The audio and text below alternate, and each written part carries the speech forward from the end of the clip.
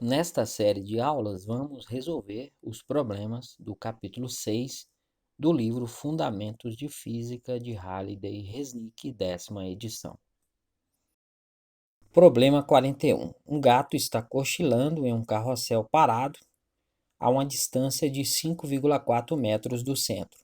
O brinquedo é ligado e logo atinge a velocidade normal de funcionamento, na qual completa uma volta a cada 6,0 segundos. Qual deve ser, no mínimo, o coeficiente de atrito estático entre o gato e o carrossel para que o gato permaneça no mesmo lugar sem escorregar?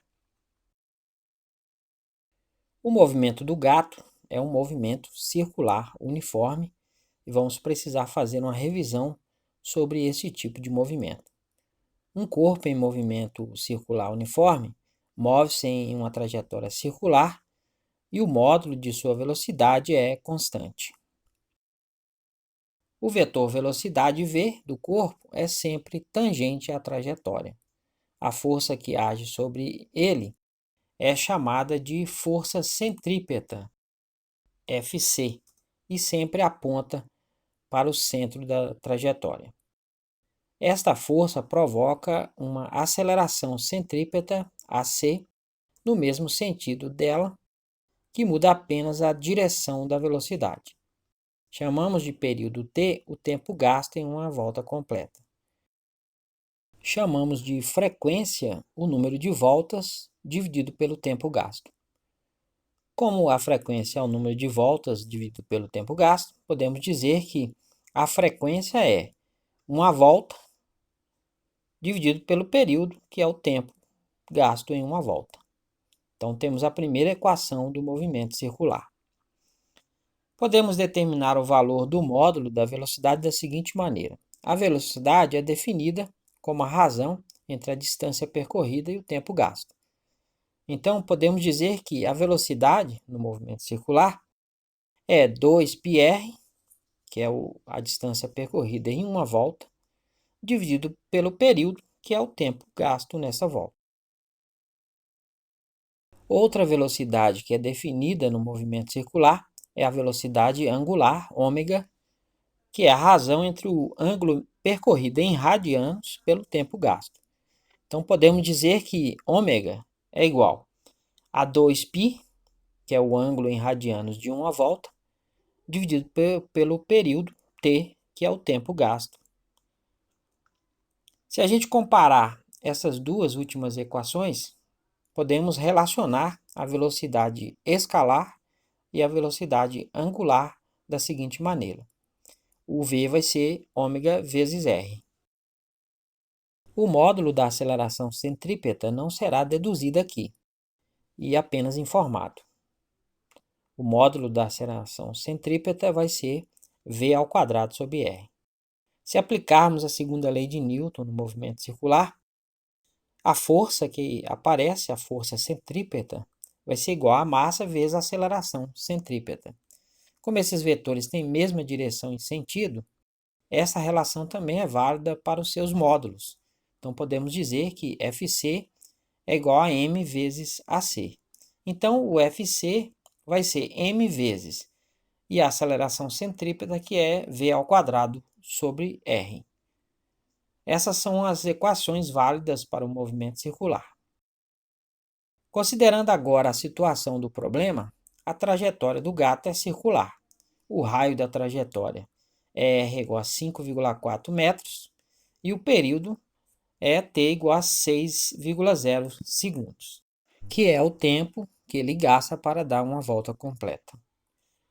Quando o brinquedo é ligado, para que o gato descreva o movimento circular, uma força centrípeta deve atuar sobre ele, e essa força é a força de atrito estático máxima, dirigida para o centro da trajetória, já que estamos procurando o valor dessa força quando o gato está na iminência de escorregar. Analisando as forças que atuam sobre o gato na direção vertical, podemos identificar duas. O seu peso vertical para baixo, cujo módulo é P é igual a m vezes g. Como ele pressiona o carrossel, de acordo com a terceira lei de Newton, o carrossel reage sobre ele, exercendo a força de reação normal vertical para cima. Como o gato não se move na direção vertical, de acordo com a primeira lei de Newton, a soma das forças nessa direção deve ser nula. Então, Fn menos P tem que ser igual a zero. Então, Fn menos mg, que é o peso, tem que ser igual a zero. Então, a força normal vai ser m vezes g.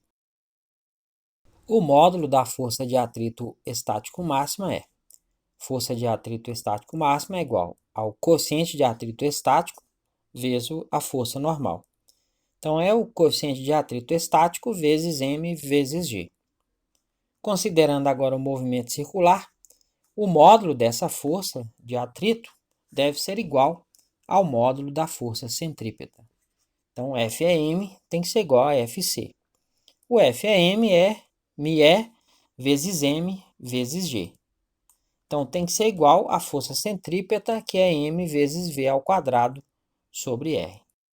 Como aparece m dos dois lados da equação, a gente pode cancelar e resolvendo para μe, o μe vai ser v ao quadrado sobre r vezes g.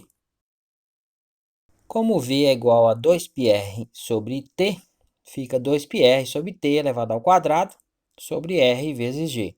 Elevando ao quadrado, dá 4p ao quadrado vezes r ao quadrado sobre t ao quadrado, dividido por r vezes g.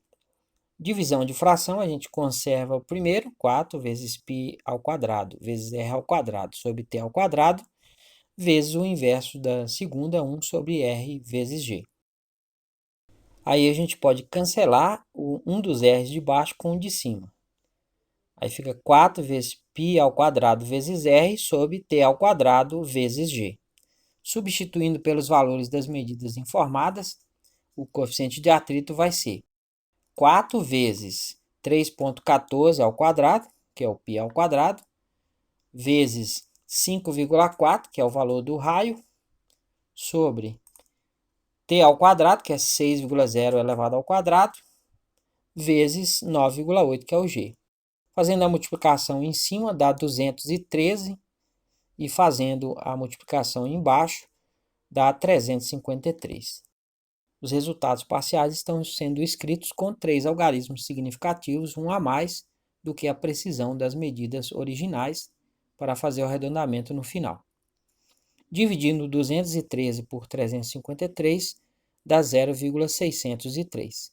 Escrevendo o resultado com 2 algarismos significativos, que é a precisão das medidas utilizadas, ele se torna: o coeficiente de atrito vai ser 0,60.